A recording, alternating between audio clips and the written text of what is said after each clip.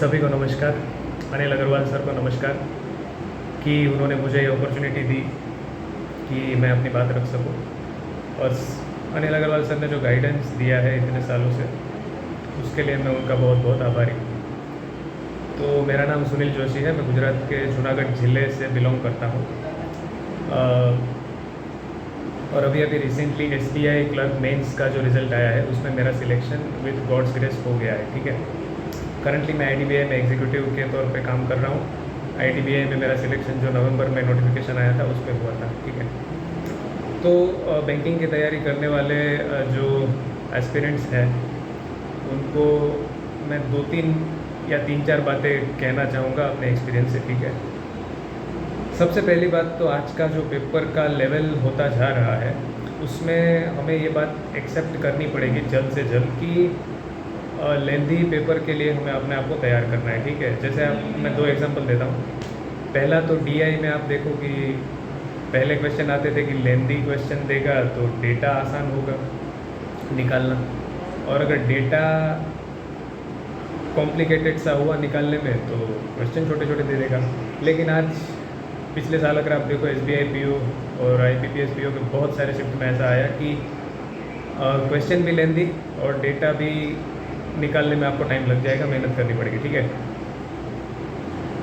फिर रीजनिंग में अगर आप देखो तो डायरेक्शन डिस्टेंस में हम क्या एक्सपेक्ट करते हैं कि सीधा सीधा सा क्वेश्चन होगा। ठीक है, इन दोनों के बीच पॉइंट का डिस्टेंस बता दो, ये सारी चीज़ें।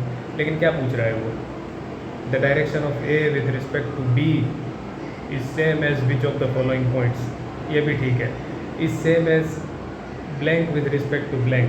अभी उसमें वो ब्लैंक दे रहा है। ठीक है, तो उसमें हमारा दिमाग लगेगा और हमारा टाइम थोड़ा ज़्यादा कंज्यूम होगा। तो ये क्वेश्चन थोड़े लेंदी हो जाते हैं। लेंदी से मेरा मतलब टाइम कंज्यूमिंग थोड़े हो जाते हैं, हो तो जाते ही है, हम कर ही तो लेते हैं। फिर ठीक है, दूसरी बात मैं कहूँगा कि GA और इंग्लिश दोनों को हमें एटलीस्ट क्वांट रीजनिंग को जो हम टाइम देते हैं उसका 60% टाइम तो देना ही चाहिए। उससे ज़्यादा दे सके तो बहुत अच्छी बात है, लेकिन इतना तो देना ही चाहिए। GA डेली बेसिस पे पढ़ना चाहिए, वीकली रिवाइज करना चाहिए, जितना हो सके मंथली रिवाइज करना चाहिए, तीनों रिवीजन लगाने चाहिए, क्योंकि 2 से 3 बार या 3 से 4 बार अगर आप रिवीजन करोगे तो ही आपको 6 महीने 4 महीने के बाद का जो न्यूज़ है वो आपको एग्ज़ाम में याद रहेगा। बाकी फिर आपको ये होगा कि वहाँ पे गेस वर्क करना पड़ेगा, एक्यूरेसी ख़राब हो जाएगी। ठीक है, तो GA हमें लंबे टाइम के लिए पढ़ना है, 4-5 महीने या 5-6 महीने तो एटलीस्ट पढ़ना ही पढ़ना है। ठीक है, ओके।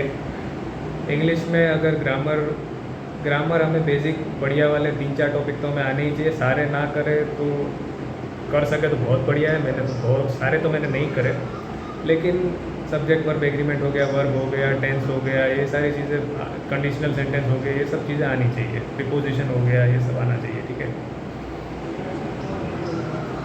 फिर रीडिंग और वोकेबुलरी ये भी इम्पोर्टेंट हो जाते हैं। ठीक है,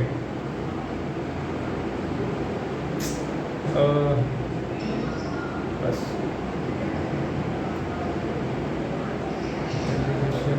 GA में हमें अपने आप को जो उसमें भी हमें अपने आप को डिटेल्ड और कॉम्प्रिहेंसिव वे में उसको तैयार करना है। ठीक है, IBPS PO में इस बार क्वेश्चन आया था कि RBI ने जो एडिशनल CRR वाला पैसा रिलीज़ करा वो 3 अलग अलग डेट पे रिलीज़ करा था।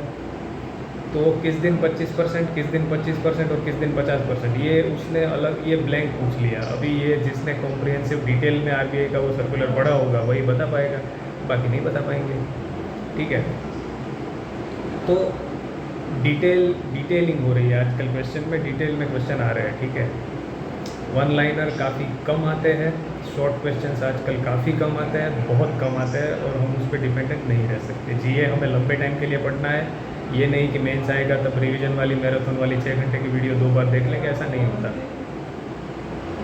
मैराथन वीडियो भी उसी को समझ में आती है जो जिसने लंबे समय तक पढ़ा होता है। ठीक है, वो मैराथन वीडियो रिवीजन वालों के लिए होती है, रिवीजन के लिए होती है, वो it is useful for revision, it is not substitute of our daily पढ़ाई, राइट। ठीक है, बस GA इंग्लिश को टाइम दीजिए, लेंथी क्वेश्चंस के लिए, टफ पेपर के लिए अपने आप को तैयार करें, एक्यूरेसी बेहतर से बेहतर रखें। बैंक में आकर काम करने में भी एक्यूरेसी रखनी पड़ती है। ठीक है, तो देखिए अभी जो चेक के ट्रांजैक्शन सारे होते हैं राइट। वो यहाँ जो एस बैठते हैं वो मैन्युअली उसको एग्जीक्यूट करते हैं। तो एक्यूरेसी मैटर्स, एक्यूरेसी यहाँ भी मैटर करती है, इसीलिए हमको इस एग्ज़ाम में इसी तरीके से तैयार किया जाता है कि हम अपनी एक्यूरेसी बढ़ाएं। ठीक है, तो गेस वर्क ना करें, ठीक ठाक अटैम्प्ट रखें। मैं ये नहीं कह रहा अटैम्प्ट तो कम हो, ऐसा नहीं होना, अटैम्प्ट कम नहीं होने चाहिए, लेकिन ठीक ठाक अटैम्प्ट है, ठीक है। IBPS PO में 60-64 अगर आपके moderate attempt, moderate to tough shift में है, आप बहुत अच्छा कर रहे हो, मैं सच बोल रहा हूँ, आप बहुत अच्छा कर रहे हो। वो 80-82 वाले बंदे बहुत कम होते हैं देश में और टॉपर कभी कट ऑफ डिसाइड करता नहीं है, ये आप सब लोग जानते हैं। ठीक है, बस इंग्लिश पढ़िए, जीए पढ़िए और क्वांट रीजनिंग में अपने आप को लेंथी क्वेश्चंस के लिए तैयार करें। ठीक है, तो जय हिंद, वंदे मातरम। अनिल अग्रवाल सर को वंस अगेन बहुत बहुत धन्यवाद।